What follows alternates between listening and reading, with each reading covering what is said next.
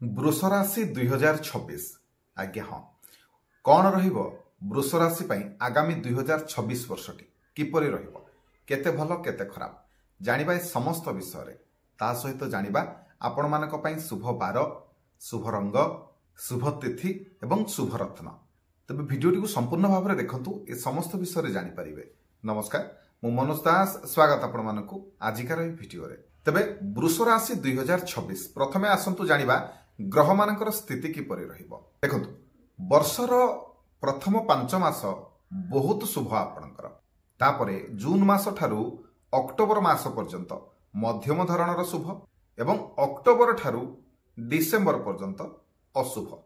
शनि एवं राहु आपणकर सारा वर्ष माने वर्ष सारा पूरा शुभ तेणु शनि आ राहुंकर कोप आपणक उपरे पड़िबार नाही किंतु केतु आपणकु अशुभ फल प्रदान करिवे। तबे वर्तमान आसंतु जानिबा राशिफल कौन केमिति रहिबो। तबे प्रथमरु जेमिति कहली वृष राशि व्यक्ति माने आपण माने प्रथम 5 मास माने जून पर्यंत बहुत शुभ फल प्राप्त करिवे तापरे आपणकर मध्यम धरणर एवं अशुभ फल आपण भोग करिवे। विद्यार्थी मानकु सफलता अछि तेणु निश्चिंत भाव में आपण परिश्रम कले सफलता पाइबे। कोनोसी आपण जदि कॉम्पिटिटिव एग्जाम किसी दउछंती ताले निश्चिंत भाव में आपन को सफलता मिलिबो।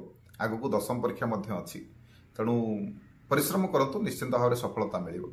उत्तम पारिवारिक सौख्य लाभ अछि तेणु परिवार रे सुख लाभ आपन को हबो शांति मिलिबो।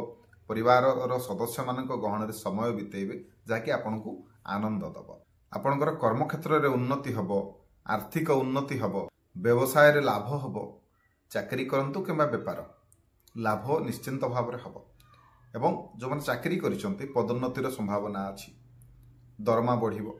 व्यापार रे मध्य आपनकर वृद्धि हबो इनकम खास करके बढ़िबो जेतो आपनकर बृहस्पति शुभ फल दउछंती तेणु इनकम आपनकर बहुत बढ़िया हबो।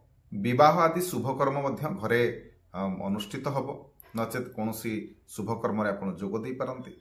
आपनकर आध्यात्मिक चिंताधारा वृद्धि हबो पूजा पाठ रे समय बितेबे पूजा पाठ करने को मन लागिबो। संतान वर्गे शुभ फल ता माने संतान मानक द्वारा आपनकर मान प्रतिष्ठा वृद्धि हबो। अनेक स्थावर अस्थावर संपत्ति मिलिबो। निश्चिंत भाव में आपन को धन ए समय रे आपन को प्राप्त हबो। जे कोनोसी प्रकार रे आपनकर आर्थिक लाभ हबो। मन रखंतु बहुत दिनर आशा मध्य आपनकर ए वर्ष पूर्ण होई पारे। सम्मान लाभ मान प्रतिष्ठा वृद्धि एवं सुख समृद्धि प्राप्ति हबो आपनको। तेबे वर्षर शेष जो 2 और 3 मास रहिला से समय आपनकर टिके अशुभ रहइबो। से समय खास करके आपनकर मानसिक दुश्चिंता बढ़िबो कर्म रे समस्या देखा दबो बाधा विघ्न आसी पारे कोनोसी कर्म रे व्यवसाय रे धन हानि हबो आर्थिक समस्या से समय टिके भोग करिवे। आपण निज लोक मानक सहित मनांतर मतांतर हबो कली झगड़ा भली परिस्थितिर सम्मुखीन भी हबाकू पड़ी पारे आपनको एवं आपनकर देह समस्या माने किछि ना किछि रोग समस्या रे आपण पड़ी पारंती। वर्षर जो शेष 2 और 3 मास रहिला तेणु से समय निश्चिंत भाव में सजाग हेकी चलिबा आवश्यक। तबे आपण चाकरी करंतु अबा व्यापार करंतु जहाँ भी करंतु निश्चिंत भाव में वर्षर जो शेष 2-3 मास टिके सावधान हेकी चलिबे। तबे वर्तमान आसंतु जानिबा शुभ बार एवं तिथि। यदि शुभ बार कथा देखिबा ताले आपनक पई शुभ बार होछि बुधवार एवं शुक्रवार से भली शुभ तिथि होछि तृतीया द्वादशी एवं त्रयोदशी। आपनक पई शुभ रत्न मुक्ता आ हीरा सेपरि शुभ रंग धला एवं नील। तबे एबे आसंतु जानिबा प्रतिकार कोन करिवे कोन प्रतिकार करिवे जहाँ भी आपनकर असुविधा अछि से सब केमिति रु आपण मुक्ति पाइबे कौन प्रतिकार करेंगे। देखो सोमवार दिन महादेव को मंदिर को जीवे बेलपत्र अर्पण करेंगे जेते अधिक बेलपत्र अर्पण करेंगे शिव ऊपर टिके जल लगी करेंगे।